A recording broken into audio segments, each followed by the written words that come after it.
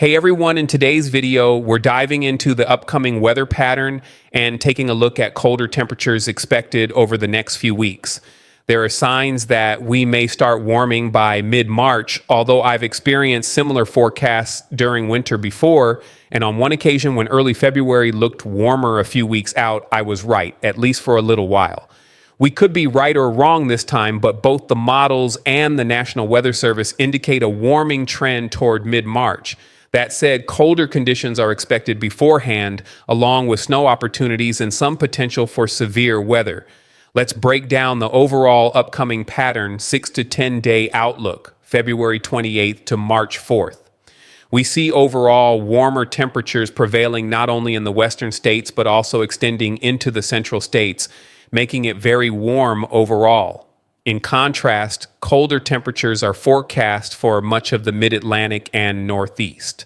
Florida, for instance, is expected to see cooler conditions while the rest of the East remains near normal.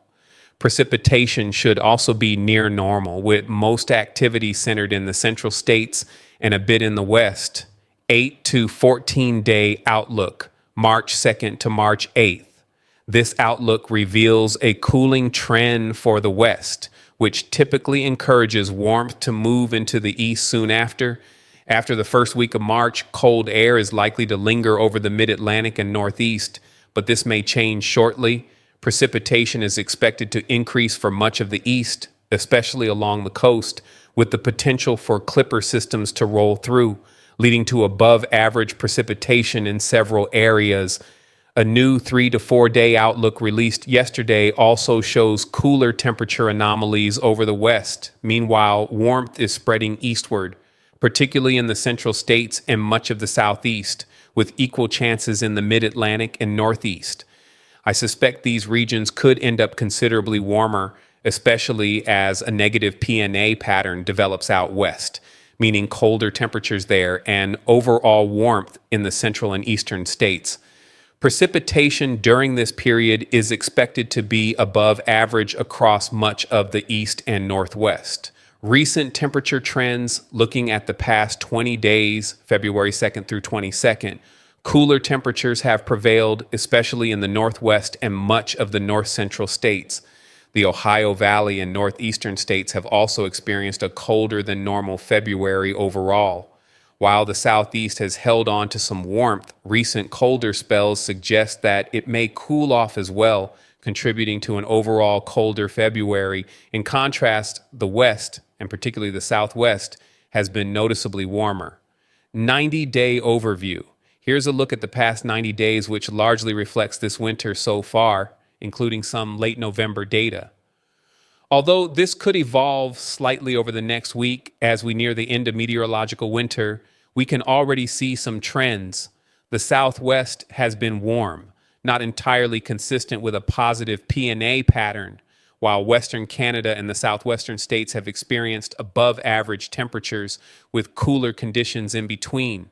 Overall, the Northern Plains, Midwest, Central Plains, Great Lakes, Ohio Valley, Mid-Atlantic, Northeast, and even parts of the Southeast have been colder than normal during December, January, and February. This represents a very cold winter following several warmer than normal winters, a truly unusual pattern. The models have been showing this trend for days now. The storm begins to take a northern turn, but it remains so far offshore that there is no chance for it to trend closer to the coast. It is almost a non-factor. We do see a weaker low over the northeast and eastern Canada, which is bringing snow showers at higher elevations, though most areas will experience mainly rain. In addition, a lighter storm system over the northwest, extending into the northern plains, is producing some mountainous snowfall. By Tuesday, as we look toward Wednesday the 26th, a storm system over northern Indiana is forecast to bring both rain and snow showers. This system is also ushering in warmer air to the west, behind it and ahead of it, leading to the development of a warm front that is pulling colder air behind it. As a result, colder temperatures are expected for the northern plains and upper Midwest, and this cold air will extend into much of the east once the system moves through. As the storm develops further, A low deepens beneath a cold front, resulting in moderate to heavy snowfall in northern New England. That same cold front trailing behind may trigger thunderstorms and heavier showers for parts of the southeast and the eastern mid-Atlantic. For the final 2 days of February, as colder air is drawn back in, warmer temperatures will prevail across almost the entire West. By Friday the 28th, there is an interesting development. Overnight, from Thursday into Friday, conditions appear to be very close to producing a snow event in one area. With cold air being pulled in and low temperatures recorded at 4 a.m., it seems possible that snow could occur, though this forecast is still about 6 days out, so time will tell. Low pressure offshore, storminess, and cold air are all present but remain somewhat separated, so we will continue to monitor how the situation evolves. Looking ahead to early March, on Saturday, March 1st, a stronger low forms between Hudson Bay and the Great Lakes. This system is expected to encourage colder temperatures across the east while the west stays very warm. By Sunday, March 2nd, the cooler regime in the east persists, but a trough begins to build in the west, bringing more stormy conditions, and a huge ridge develops over the central states.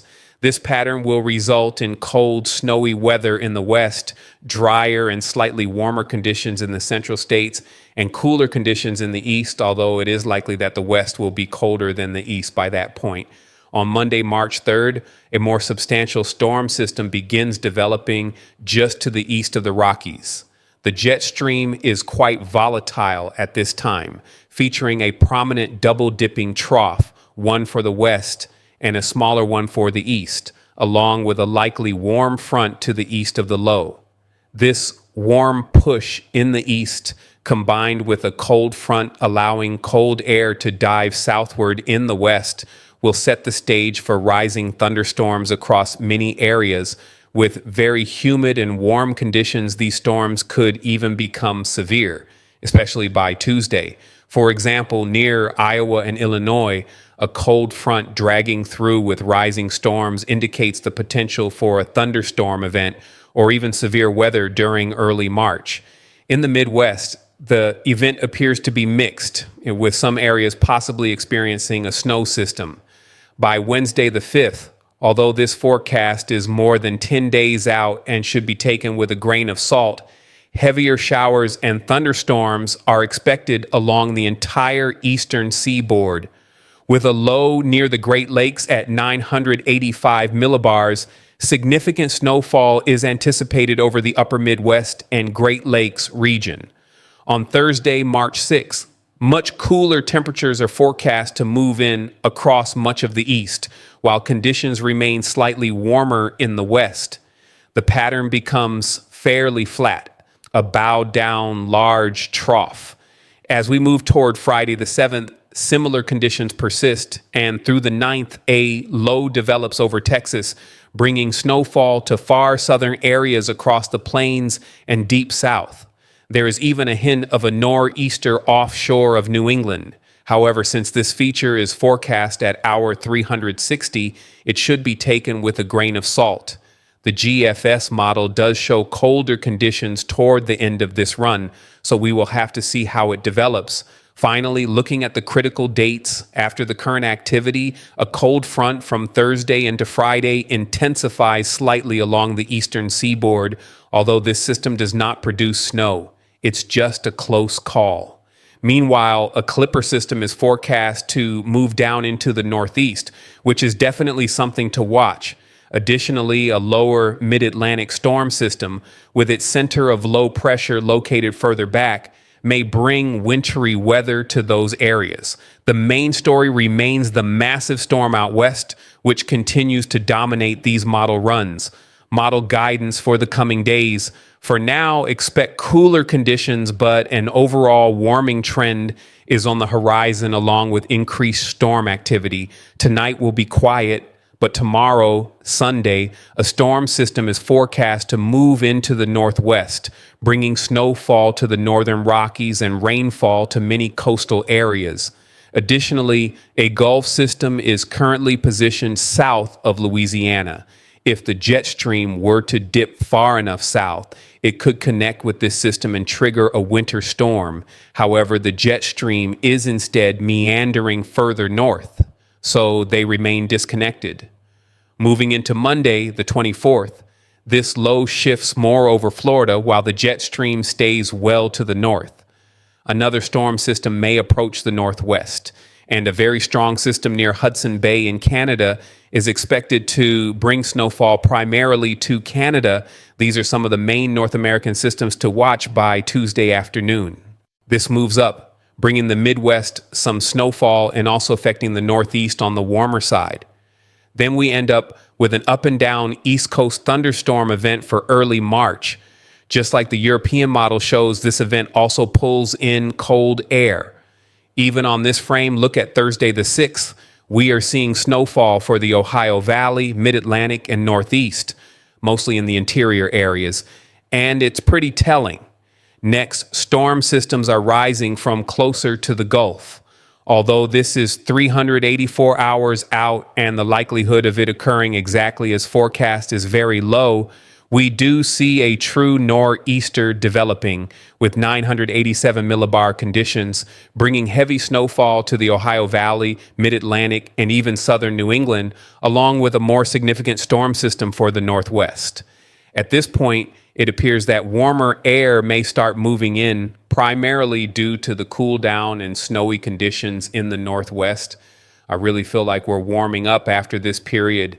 The main factor here is what we're seeing in the long range model guidance and from the National Weather Service, which both indicate a warming trend after this time frame. Specifically, after the first week of March, around the 8th, 9th, or 10th, we'll need to watch very closely.